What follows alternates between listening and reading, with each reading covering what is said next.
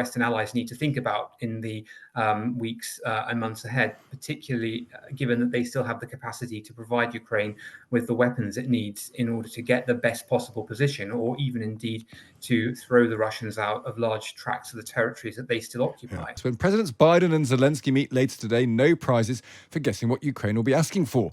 They want to use their US-supplied Storm Shadow missiles to fire deep into Russia. Until now, Biden hasn't agreed to the demand. Zelensky has been presenting what he calls his victory plan to end the war. But what are the chances that he gets to try it? James Rogers is the Council of Geostrategy's co-founder and director of research, and he's on the line with us now. Good morning to you, James. Hello, good to be with you. Is it folly? I mean, it's understandable, I suppose, if you're Zelensky, but is it folly, really, to even use the word victory when it comes to the idea of Ukraine and Russia? No, I don't think it is, even at this stage. So, I mean, for the last 2 years since Russia launched its war against Ukraine, the Ukrainians have asked for almost an outright victory to retake all of the territories and Crimea that Russia has seized from Ukraine since 2014, and then, of course, since 2022, since February 2022. Now, I think it might be the case that over the coming months that they look to a slightly different approach, and that is that they seek to enhance their negotiating position in the future when negotiations almost inevitably will begin between the two countries, that's to say Ukraine and Russia.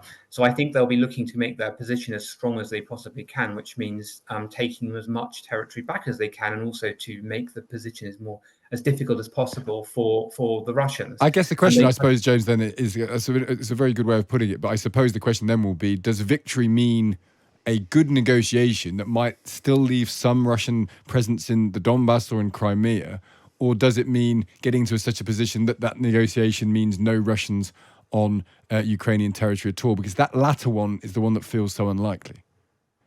Yes, I mean, I think that this to some extent depends on Ukraine's partners, particularly the United States, but also the United Kingdom, Germany, and other key European allies. And that is to say, how far are they prepared to go, and have they understood the threat that the Russians pose?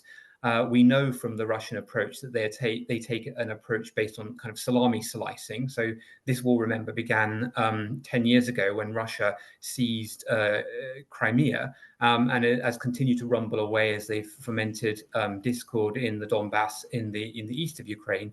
And then, of course, accelerated in 2022 in February when they seized a large chunk of Ukraine. So I think countries like the UK, like the US, need to think very carefully about what this means for the future. If the Russians feel that they have gotten the upper hand, I see no reason why they wouldn't try and push again. So even if there is some kind of peace treaty or accord in the future, there's nothing to say that 2 months or 1 year or 2 years down the road that the Russians won't begin hostilities again and try and seize other parts of Ukraine when Ukraine may be less prepared to resist. So this is a very key question that the major Western allies need to think about in the weeks and months ahead, particularly given that they still have the capacity to provide Ukraine with the weapons it needs in order to get the best possible position, or even indeed to throw the Russians out of large tracts of the territories that they still occupy.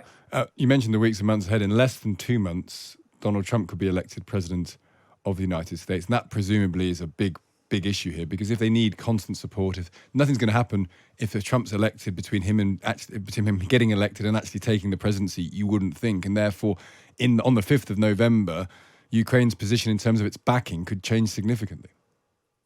Yes, that is a key risk.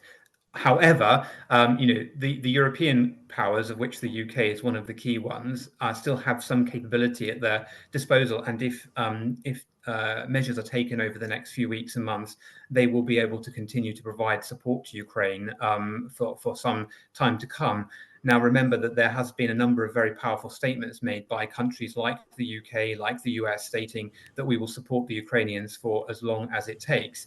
Now, if Mr. Putin believes that these assurances are not credible in the future, I see no reason why he wouldn't think very carefully about whether he might escalate the conflict.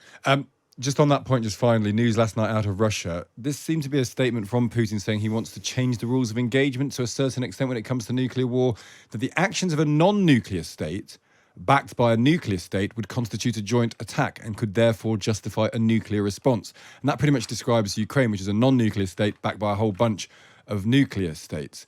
Is this no more than what he always does, which is to saber rattle and say, look, we have the capacity to do tactical nuclear weapons if we want to? Or is this a change in your view? I don't think it's a change. Mr. Putin has made many threats in the past. He made threats during the initial phases of the conflict in February 2022 and the spring. He also stated that if Ukraine, backed by Western powers, marched on Russian territory, there could be an escalatory response, but so far there hasn't been one. Remember that the NATO alliance is backed by the nuclear heft of both the US, the UK, and France.